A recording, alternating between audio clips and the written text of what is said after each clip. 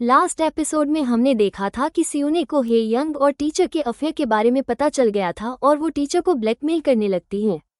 आइए उसके आगे की स्टोरी देखते हैं।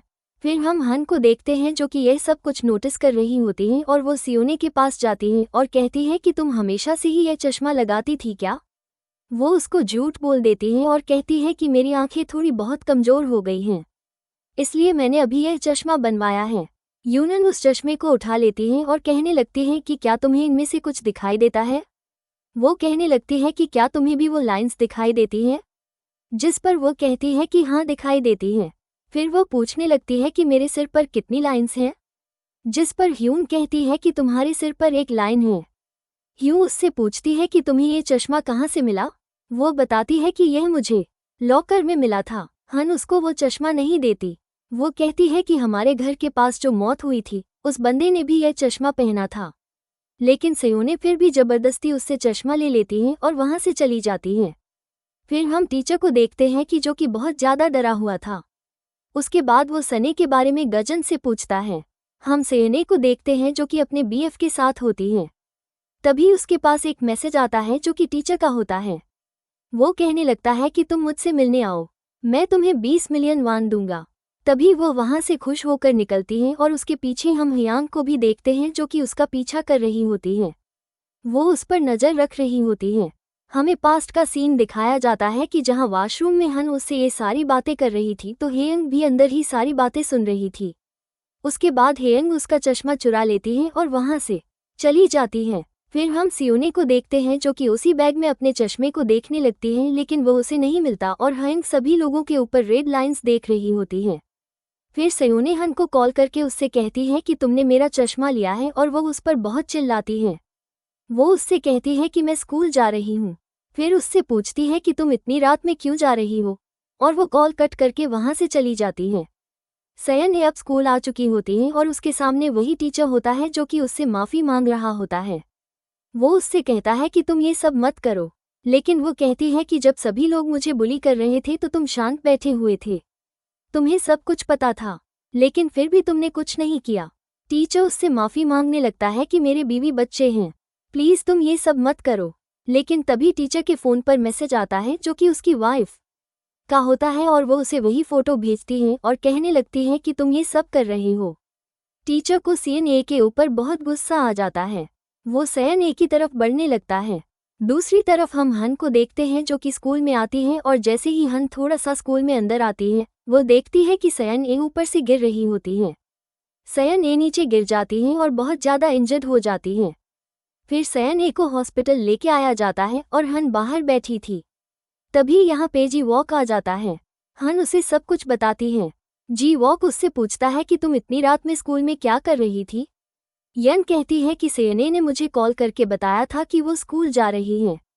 मुझे कुछ नहीं पता, उसने मुझे बताया था, मैंने उसका पीछा किया था।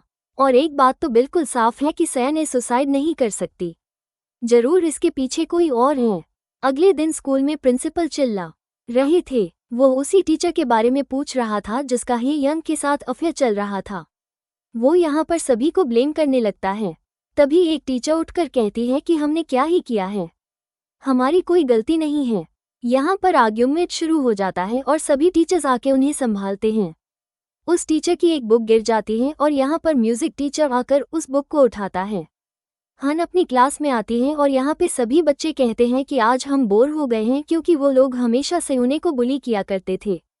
सियोने ने ऐसा क्यों ही किया, उसने जंप क्यों लगाए। दूसरी तरफ वो टीचर क्यूजन सभी से कहती है कि सियोने मेरी क्लास में थी, मुझे उसकी केयर करनी चाहिए थी, बट यहाँ पर टीचर्स कहते हैं कि तुम्हारी कोई गलती नहीं है, इसलिए खुद को ब्लेम करना बंद करो। तभी हम यहाँ पे एक टीचर किम को देखते हैं, जिससे एक और टीचर कहता है कि तुम शादी कब करोगे, तुम तो उसे प्रपोज करने वाले थे। लेकिन किम कहता है कि मैं शादी नहीं करने वाला। अब किम अपनी बहन से मिलने के लिए जाता है। यहाँ पर उसकी बहन की बेटी भी होती है। किम यहाँ पर अपनी बहन के पति जीहू के बारे में पूछता है, पर वो कहती है कि वो बहुत बिजी रहते हैं और उससे पूछती है कि तुमने कहा था कि तुम तो टीचर की नौकरी छोड़ रहे हो और इसके बाद अब्रॉड जाओगे, क्या ये सच है। किम हामी भरता है। फिर हम जीवोक को देखते हैं जो कि हॉस्पिटल में सियोने के पास ही बैठा हुआ था। बाहर से उसे हन भी देख रही थी। इसके बाद अगले दिन वो सुबह उसी छत पर आती है जहाँ से सेहने गिरी थी। लेकिन यहाँ पर एक लड़की क्यों झिंगाती है? वो हन से कहती है कि मुझे पता है कि तुम यहाँ पर एविडेंस ढूंढ रही हो। वो हेयंग का नाम यहाँ पर लेती है कि वही उसे बुली किया करती थी। शायद उसी ने ही उसे धक्का दिया होगा और 2-3 दिन से तो वह स्कूल भी नहीं आए हैं। ये दोनों बातें करते करते अंदर आते हैं। वो बातें कर ही रही होती है। हन उससे कहती है कि सयन अभी जिंदा है, वो मरी नहीं है। लेकिन तभी वो अपने सामने क्लास प्रेसिडेंट जून सयन को देखती है। वो उसके चश्मे को देख रही होती है। वो उस चश्मे को उतार लेती है और उसे टेस्ट करने लगती है। बट उसे पता चलता है कि यह तो नॉर्मल चश्मा है। उसके बाद किम अब अपनी सीट पर आता है और वो उस चश्मे को यहाँ पे देखता है। पता नहीं कि यह यहाँ पर किसने रखा। तब वो क्यूजिन से पूछता है। वो उसे अपने हाथ में लेकर चेक करती है और फिर उसे देखकर कहती है कि यह तुम पहन लो, ये तुम पर अच्छे लगेंगे। जैसे ही वो चश्मे पहनता है, वो अपने सामने बहुत सारी एयरलाइंस को देखता है। उसे नहीं पता होता कि यह सब क्या है। तभी यहाँ पे जी वॉक आता है और उसके सिर पर तो इतनी सारी एयरलाइन देखकर वो डर जाता है। वो चश्मा उतार देता है। जी वॉक यहाँ पे क्यूजन से सियोने के बारे में पूछ रहा होता है। वो कहती है कि मुझे माफ करना, मुझे उस पर ध्यान देना चाहिए था। बट यहाँ पे जी वॉक कहता है कि उसने सुसाइड नहीं किया और जो उसे बुली किया करते थे वो सब कहाँ पर हैं? क्या वो स्कूल आए हैं? बट कजिन कहती है कि नहीं, वो सब तो गायब हो गए हैं। फिर वो एक फोटो दिखाता है और उससे पूछता है कि यह कौन है। इस लड़के का नाम जियोन होता है। नेक्स्ट टाइम वो जियोन के पास भी जाता है और उससे कहता है कि मैं सीधे पॉइंट पर आता हूँ, तुम्हारा सयन के साथ क्या रिलेशन था? पर जियोन कहता है कि कुछ भी नहीं। फिर वो उससे फोटो दिखा पूछता है। जियोन कहता है कि मैं ये सब नहीं चाहता था, उसने मुझे ऐसा करने के लिए कहा था। हम होटल में गए। जी वॉक उससे पूछता है कि क्या तुम जब होटल में गए थे तो कुछ अजीब हुआ था? उसके बाद वो कुछ याद करके बोलता है कि वो कुछ चीज़ को ढूंढ रही थी और फिर वहां से भाग गई। जी वॉक यहाँ फुटेज देख रहा होता है और वो यहाँ पर हेयंग को भी देख लेता है कि कैसे उसने उसका सनग्लासेस ले लिए थे और भाग गई थी। अगले सीन में हम किम को देखते हैं जो अपनी बहन के घर पर होता है। यहाँ पर उसके जीजा भी होते हैं। ये सब यहाँ पे साथ में खाना खा रहे थे। यहाँ पर किम उनके ऊपर बहुत सारी एयरलाइंस देखता है और उसकी बहन के सिर पर भी कुछ लाइंस होती हैं। उसके जीजा उससे पूछता है कि तुम शादी नहीं कर रहे हो, तुमने कैंसिल कर दी है। आखिर हुआ क्या था? उसने कह दिया था कि उसका रिलेशन किसी और के साथ था। ये सुनकर ये लोग चुप हो जाते हैं। बाद में दोनों एलिवेटर में होते हैं और किम अब भी उसकी एस लाइन को देखे जा रहा था। अब ये लोग नीचे आ जाते हैं और उसके जीजा काम की बात कर रहा था। अब वो लोग वापस से लिफ्ट में जाते हैं और वो 5 नंबर दबाता है। फिर वो कहता है अरे मैं तो नशे में था, या फिर वो 6 नंबर दबाता है। लेकिन जब जीजा का ध्यान नहीं होता तो किम नंबर 4 दबा देता है और बाद में वो देखता है कि यहाँ पे एक रूम के अंदर एस लाइन जा रही होती है। वो लिफ्ट से बाहर जाने ही वाला होता है। उसका जीजा उसे रोक लेता है। दूसरी तरफ जीक अपने बॉस से बहस कर रहा था क्योंकि उन्होंने कहा था कि वो उसकी भतीजे की जांच नहीं करेंगे क्योंकि उसने सुसाइड करने की कोशिश की है। बट जीक कहता है कि मैं इस बात के लिए श्योर हूँ कि उसने सुसाइड नहीं किया है।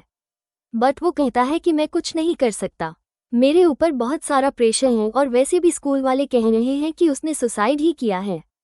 जी वॉक उससे कहता है अगर तुम्हारे अपने के साथ ये सब होता तब भी क्या तुम ये सब करते? अब वो सीओए के फ़ोन को भी चेक करता है, लेकिन उसे उसका पासवर्ड नहीं पता होता। इसके बाद किम स्कूल में आता है। यहाँ पर वो सभी लोगों को देखता है और उसे अब समझ आ गया था कि किसका किसके साथ अफेयर है और क्यूसिन के ऊपर कोई एस लाइन नहीं होती। बाद में वो उससे पूछता है कि अगर आपको ये पता चले कि कोई आपको धोखा दे रहा है तो आप क्या करोगी? क्यूसिन कहती है कि मैं ड्रामेटिक वे में सब कुछ देखूंगी लास्ट तक, ताकि मैं एंजॉय कर सकूं, और फिर हंसने लगती है। अब किम अपनी बहन और भांजी के साथ घर पर आता है और सामने एक पैकेज को देखता है जो 406 रूम नंबर का होता है। फिर वो उस पार्सल को वहां लेकर जाता है और यह रूम नंबर वही था जहां पर उसके जीजा की इस लाइन जा रही थी। एक लड़की फ़ोन पर बात करते हुए आ रही थी। वो यहाँ पर छुप जाता है। वो फ़ोन पर बात करते हुए पूछती है कि क्या ये पैकेज तुमने पहुँचाया है? उसका जीजा फ़ोन में हाँ करता है। उसके बाद किम और उसकी बहन अपने लेट पेरेंट्स को रिस्पेक्ट देते हैं। फिर इनके पास्ट को लेकर यह कन्वर्सेशन करते हैं और रो पड़ते हैं। अब अगले दिन क्लास में सब बच्चे वो फोटो देख रहे थे जिसमें हेयंग और उस टीचर का अफेयर चल रहा था। इसके बाद अगले दिन पार्किंग एरिया में पुलिस आ जाती है क्योंकि यहाँ पर उस टीचर ने सुसाइड कर लिया है और यहाँ पर एक स्टेटमेंट भी होती है कि कैसे उसका और ये यंग का अफेयर चल रहा था, मुझे उसके लिए माफ़ कर देना और मैं जीने के लायक नहीं हूँ, मैं अपने आप को मार रहा हूँ। जी वॉक को पता चलता है कि बॉडी को यहाँ पर पड़े हुए 2-3 दिन हो गए हैं। जी वॉक को यहाँ पर डाउट भी होता है। वो कहता है कि मुझे नहीं लगता कि ऐसा कुछ भी है, उसने तो गाड़ी को ठीक से पार्क भी नहीं किया हुआ, गाड़ी को एकदम बीच में पार्क किया है। दूसरी तरफ जिन और हन भी कहीं पर जा रहे थे, लेकिन वो दोनों सामने जून सुन को देखते हैं और जिन उससे पूछती है कि हम खाने के लिए जा रहे हैं, क्या तुम चलोगे? वो हामी भर देता है। हन कहती है कि यह सब क्या है, पहले तो तुम मना कर देते थे, फिर आज क्या हुआ कि क्या तुम मुझ में इंटरेस्टेड हो? लेकिन ये कुछ नहीं कहता। फिर जिन कहती है कि क्या तुम हन में इंटरेस्टेड हो? तो वो स्माइल करता है। ये तीनों बाहर आते हैं लेकिन गाड़ी में जी वॉक बैठा हुआ था। वो हन से कहता है कि गाड़ी में बैठ जाओ। चिन उससे आर्ग्यूमेंट करने लगती है और वो कहती है कि हम पुलिस को बुलाएंगे, बट वो कहता है कि ठीक है और अपना आइडेंटिटी कार्ड दिखाता है। फिर यंग जी वॉक के साथ होती है। वो उससे सवाल पर सवाल किए जा रहा था जो कि चश्मे के बारे में होते हैं। वो कहता है कि यह चश्मा जंगमिन के पास भी था। हन कहती है कि मैं आपको कुछ नहीं बता सकती, पहले आप वो चश्मा ले आओ। अगले सीन में किम को देखते हैं जो अपने जीजा को देखता है जो कार से कहीं जा रहा था। वो उसे फॉलो करता है। जीजा एक होटल के अंदर आ जाता है। यहाँ पर वो कई सारे इस लाइन को देखता है लेकिन वो सिर्फ उसे ही देखे जा रहा था। वो उस लड़की के साथ होता है। जीजा उस लड़की को नेकलेस पहना रहा था। वो ये सब देखता रहता है और फिर वो जीजा के पास फ़ोन करता है। वो उससे पूछता है कि आप कहाँ पर हो? वो कहता है कि मैं मीटिंग में हूँ। फिर किम कहता है कि मेरी बहन मेरा कॉल नहीं उठा रही है, क्या आप चेक कर सकते हो? बट वो उससे कहता है कि मैं उसे देख लूँगा, तुम चिंता मत करो। जीजा जब रात को होटल में लड़की के साथ होता है तो कोई बेल बजाता है और यहाँ पर किम होता है। वो उस पर अटैक कर देता है। जीजा कहता है कि अपनी बहन को कुछ मत बताना, मैं सब कुछ खुद सॉल्व कर लूँगा। किम कहता है कि जो भी करना जल्दी कर लेना वरना मैं खुद नहीं जानता कि मैं तुम्हारे साथ क्या करूँगा। अगले दिन सुबह किम अब्रॉड जाने वाला था। वो अपनी बहन से बात करता है।